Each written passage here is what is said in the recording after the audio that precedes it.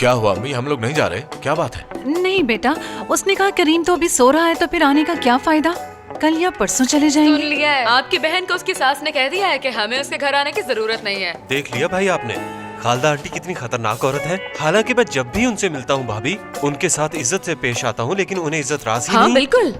मानती हूँ बेटा कि आयशा इस घर की बेटी है, लेकिन अब वो उस घर की बहू है, लिहाजा उसे वही करना चाहिए जो उसके ससुराल वाले चाहते हैं। खास तौर पे उसकी सास, जानते हो ना वो कैसी औरत है।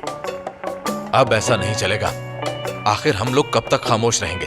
वो हमारी बहन का भी घर है और हम लोग जब चाहें अपनी बहन से जाकर मिल सकते हैं, हमें कोई नहीं रोक सकता, समझे तुम? बिल्कुल भाई। हाँ वो तुम्हारी बहन है, ये सच है बेटा, और ये भी सच है तुम जब चाहो उसे जाकर मिल सकते हो। मैं तो कहती हूँ इस बात को इतना बढ़ाने की जरूरत क्या है। वो दरअसल आयशा हादसे से इतना डर गई है, जब वो ठीक होगी तो जाकर मिल आएंगे। वो लोग हमारे साथ ऐसा ही करते हैं। मैं मानती हूँ वो ऐसा ही करते हैं, लेकिन इस बार हादसे की वजह से परेशान होकर उसने ऐसे कहा है, और मैं नहीं चाहती कि हमारी वजह से उसकी सास को ये एतराज करे।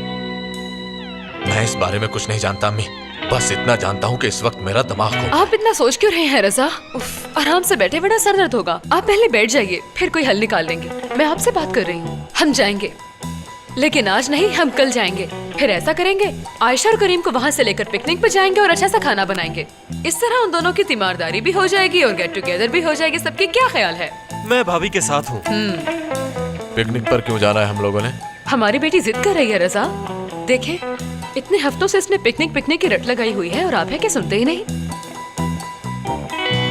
भूल जाओ बिस्मा, तुम्हारे पापा हमें कहीं नहीं लेकर जाने वाले, हमें यहीं रहना है। ये तुम क्या कह रही हो नजमा?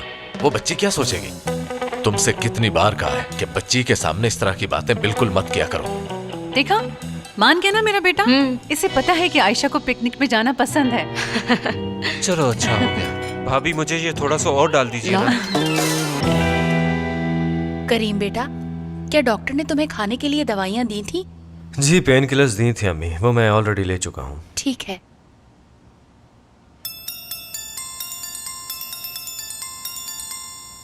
अरे करीम, उस औरत की फिर से कॉल आ गई, सईदा के रंग की। हाँ, मुझे तो समझ ही नहीं आ रही इसकी। इतना लेट नाइट लोगों को तंग करने का मकसद क्या है?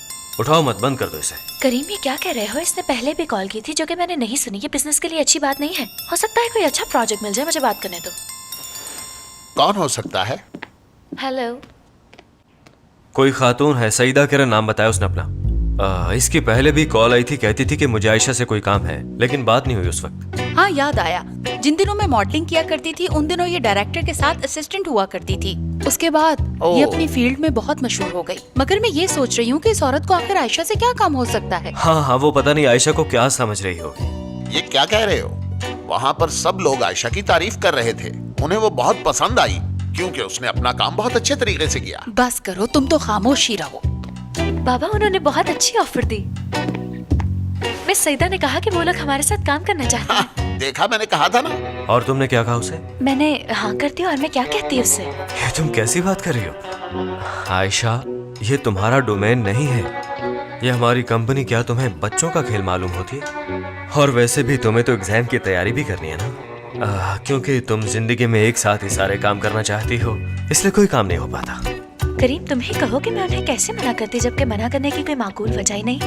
और फिर उनसे मीटिंग करने में हर्जी क्या है? बिल्कुल बेटी, बात तो करनी चाहिए उनसे। हो सकता है वो हमारी कंपनी के साथ मिलकर कोई बेहतर बिजनेस करना चाहते हो। अब बस कीजिए बाबा, अगर इस तरह हम हर कंपनी से बात करने लगे तो हो गया हमारा काम। क्या कह रहे हैं आप? तुम्ही ने तो कहा कि वो बहुत अच्छी कंपनी है, तो फिर बात करने में आखिर हर्ज ही क्या है? एक बार मिलकर देख लेते हैं कि वो कहते क्या है। बेटी, तुम और करीम उनसे मंडे की मीटिंग फाइनल करो।